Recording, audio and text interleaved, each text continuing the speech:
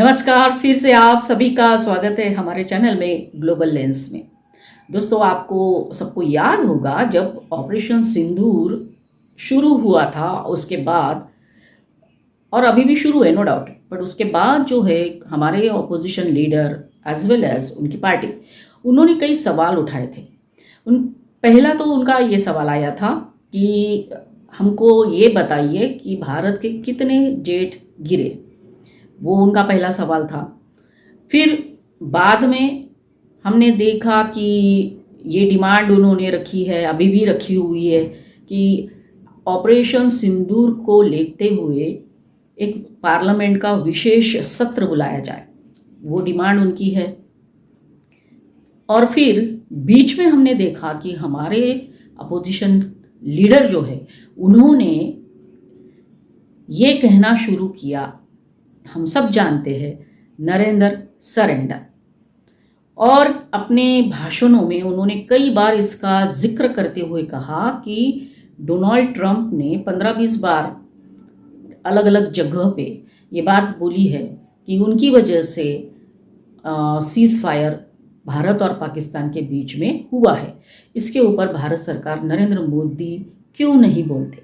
ये उनके सवाल थे और अभी भी है।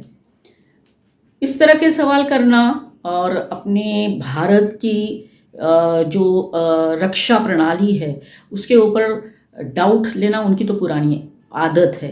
हमने देखा डोकलाम जब विवाद हुआ था तभी भी इस तरह की बात उठी थी। उसके बाद हमने देखा गलवान घाटी में जो हुआ था तभी भी उन्होंने इस तरह की बात की थी। और अभी ऑपरेशन सिंदूर के दौरान भी उन्होंने इस तरह के सवाल खड़े किए। तो कहने की बात ये है कि उनके सारे सवालों का जवाब जो है ना, नरेंद्र मोदी जी ने दे दिया। कहाँ दिया? G7 समिट में।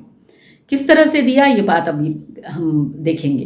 देखिए, G7 समिट में भारत को बुलाया गया, मतलब नरेंद्र मोदी जी को बुलाया गया।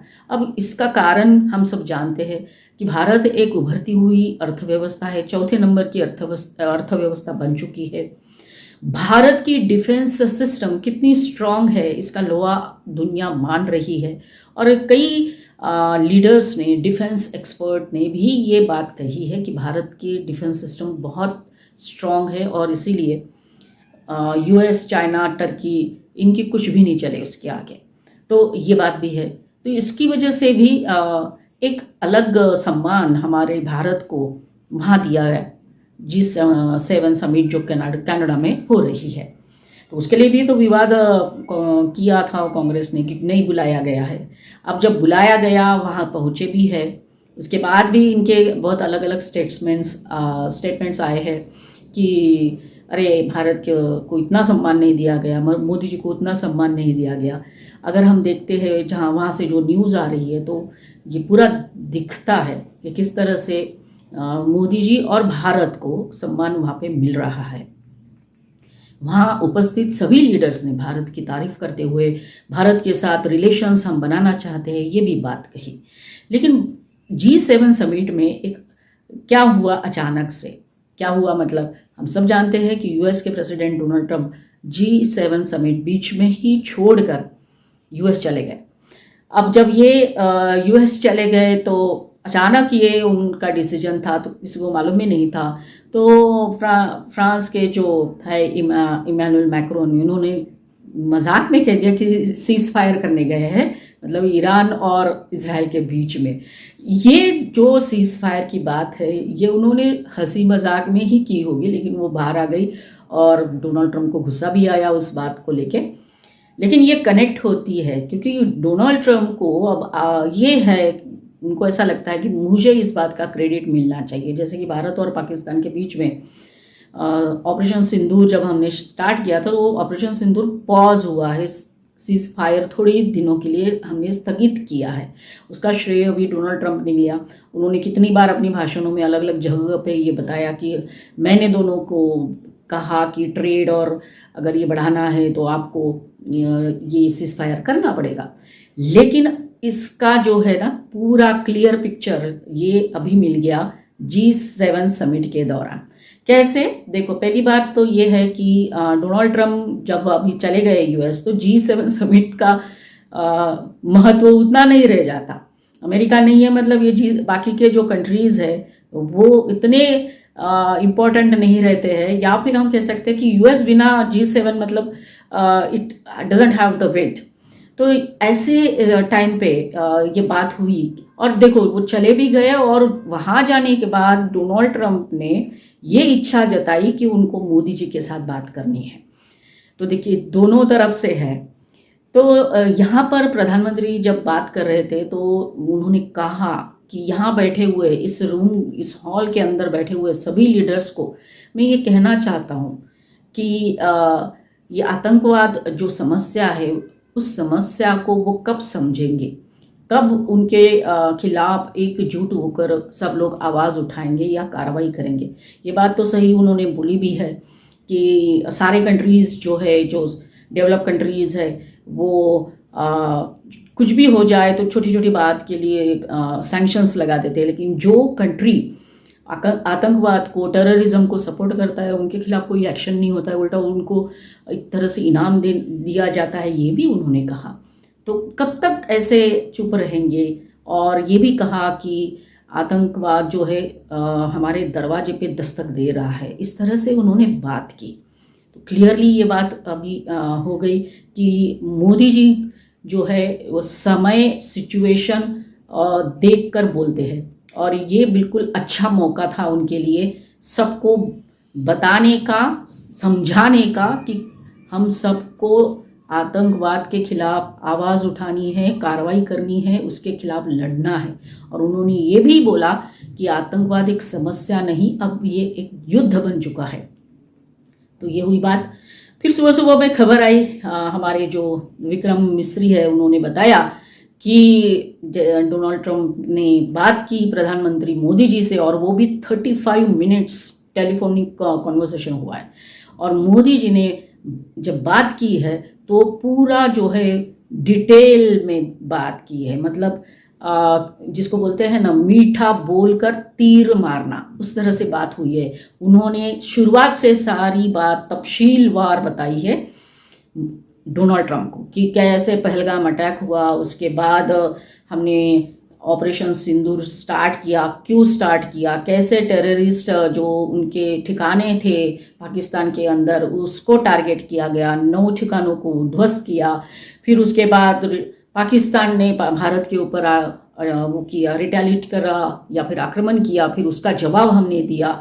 और उसके बाद फिर जो डिस्ट्रॉय किया है हमने पाकिस्तान के एयरबेस को, उनके सिस्टम को, ये भी उन्होंने बताया, राइट। और उसके बाद उन्होंने ये भी बात कही जो बहुत महत्वपूर्ण बात है, जो हमारे अपोजिशन लीडर जो है बार बार कहते रहते हैं कि मोदी जी क्यों चुप है, क्यों बोलते नहीं है। नरेंद्र सरेंडर जो उनका जो उन्होंने बात निकाली थी, जो बोलते रहते हैं हमेशा, उसके ऊपर बात की प्रधानमंत्री मोदी जी ने डोनाल्ड ट्रंप के साथ कि भारत ने कभी भी अपनी समस्या के लिए किसी की भी मध्यस्थता नहीं ली है, ना ले रहे हैं, ना कभी लेंगे। मतलब ये एक क्लियर मैसेज डोनाल्ड ट्रंप को भी दिया उन्होंने, एज वेल एज जो हमारे अपोजिशन लीडर है उनको भी दिया कि बात बिल्कुल क्लियर है, किसी की भी मध्यस्थता नहीं थी। ये 2 कंट्री के बीच की बात थी। पाकिस्तान ने रिक्वेस्ट किया, उसके बाद हमने ये डिसीजन लिया ऑपरेशन सिंदूर को पॉज करने का। तो बातों बातों में मोदी जी ने ट्रंप को भी सुना डाला, और वो सुनाना बिल्कुल ज़रूरी था क्योंकि उनको अब ये आदत हो चुकी है मैं पावरफुल हूँ, मेरे डोमिनेशन में ये सब कुछ होना चाहिए और हर चीज़ का वो क्रेडिट लेना चाहते हैं। अब सारी दुनिया को अब पता चल चुका है। तो इस तरह से मोदी जी ने डोनाल्ड ट्रंप को बता दिया कि भाई तुम्हारी मध्यस्थता नहीं चलेगी, हम हमारे प्रॉब्लम्स सॉल्व करना जानते हैं, हम हमारी सुरक्षा करना भी जानते हैं, और इतना ही नहीं हमारी डिफेंस टेक्नोलॉजी बहुत अच्छी है, इसीलिए तुम्हारी जेट भी गिरा दी हमने। तो ये भी मतलब उन्होंने नहीं कहा पर ये हमने उनको बताया था, इसलिए शायद डोनाल्ड ट्रंप को ये गुस्सा था। साथ साथ ये भी गुस्सा होगा क्योंकि हमने उनके जो कहा जाता है कि न्यूक्लियर बेस ठिकाने थे पाकिस्तान के, उसको भी डिस्ट्रॉय कर दिया। और बाद में ये भी कहा जाता है कि वहाँ पे यूएस के भी कुछ आर्म्स एंड एमुनिशंस या फिर वेपन्स थे जो उसमें डिस्ट्रॉय हो गए। तो इस तरह से ये बात हुई है G7 समिट के अंदर, जो बहुत ही इंटरेस्टिंग सिचुएशन बन गई और भारत ने बता दिया सबको कि भारत की असली ताकत क्या है। साथ साथ भारत तो हमेशा ही कहता है कि हम शांति में विश्वास रखते हैं, लेकिन जब जब हमारे ऊपर आक्रमण होगा, जब जब हमारे ऊपर किसी तरह से आतंकवाद अटैक करेगा तो उसका जवाब हम ज़रूर देंगे। अब हमने वो छोड़ दिया है ड्रॉसियर लेकर घूमना, और जब जब हमारे सुरक्षा की बात होगी तो हम शस्त्र ज़रूर उठाएंगे। और इसी को धर्म रक्षति रक्षिता ऐसा बोलते हैं, जब मतलब धर्म की स्थापना के लिए शस्त्र उठाने पड़ते हैं। और धर्म कौन सा है? धर्म यही है, न्याय संगत नीति संगत आप रहिए तो हम आपका सम्मान करेंगे। अगर आप हमारा विश्वासघात करेंगे तो उसकी सज़ा ज़रूर मिलेगी। तो यही बात प्रधानमंत्री मोदी जी ने कनाडा में की। अब दूसरी बात यहाँ पर ये है कि आज मुनीर को यूएस में मतलब व्हाइट हाउस में बुलाया गया है खाना खाने के लिए तो ये बात क्या है? मतलब देखिए, यहाँ पर यूएस की स्ट्रैटेजी देखिए, हमको ये लग रहा है कि मुनीर की वजह से पहलगाम अटैक हुआ, और लग रहा है नहीं, बिल्कुल सिद्ध हो चुका है, क्योंकि उसके भाषण के बाद ही तुरंत पहलगाम का अटैक हुआ और बाद में हमने ऑपरेशन सिंधु स्टार्ट किया। तो मुनीर को वहाँ बुलाना, मतलब हमारे मन में यही आता है कि यूएस उसको क्यों बुला रहा है। यूएस इसलिए बुला रहा है ताकि अभी उसके जो है वह अच्छे से कान खींचे जाएंगे। किसके लिए? कि भाई तुम्हारी वजह से ये ऑपरेशन सिंदूर शुरू हुआ, जिसमें हमारे वेपन्स को भी नुकसान पहुंचा है जो वहाँ पे उन्होंने रखे हुए थे, ताकि वो लोग ईरान के खिलाफ उसका यूज़ कर सकते।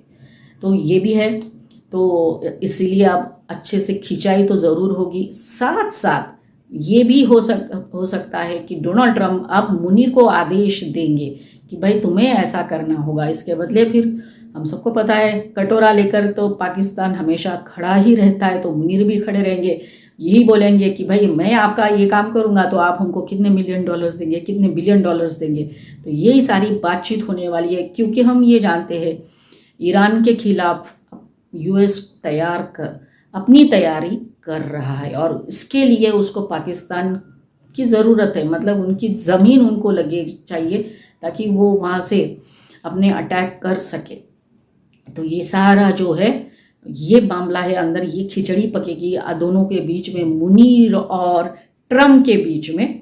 और इस खिचड़ी का जो स्वाद होगा ना वो मुनीर लेगा, क्योंकि मुनीर हर बार यही कहेगा कि हमको इतने ट्रिलियन बिलियन जो भी है वो चाहिए, और यूएस तैयार होगा ही देने के लिए, क्योंकि यूएस को तो चाहिए ना पाकिस्तान को यूज़ करना, वो अच्छे से जानता है। पहले अफगानिस्तान के खिलाफ यूज़ किया, अब ईरान के खिलाफ यूज़ करने के लिए उनको पाकिस्तान चाहिए, और इसीलिए शायद अब ये उनका जो मीटिंग है खाना खाने के लिए मुनीर को बुलाया गया है। तो ये सारा चक्कर है इन दोनों के बीच जो मीटिंग होने वाली है उसका।